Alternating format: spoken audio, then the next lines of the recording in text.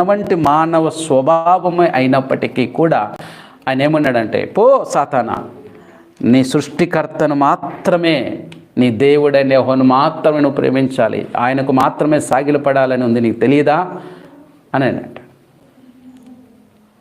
ఇలా ప్రతిదీ కూడా ఒక బిల్డింగ్ పైకి తీసుకెళ్ళాడు, ఏమంటారు, గోపురం శిఖరం మీదకి తీసుకెళ్ళి ఇక్కడి నుంచి దూకు, నీ వాక్యంలో ఉంది కదా, ఏమని, నీ దూతలు ఎత్తి పట్టుకుందురు అని అన్నాడు.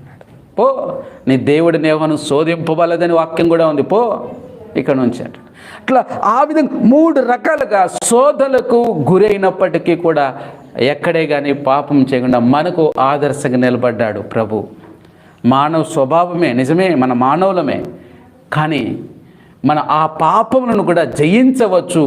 ఏ విధంగా అంటే దేవునికి లోబడ్డను బట్టి చేయొచ్చు అని ప్రభు చూపించాడు. అందుకే తాను శోధింపబడి శ్రమ పొందాడు.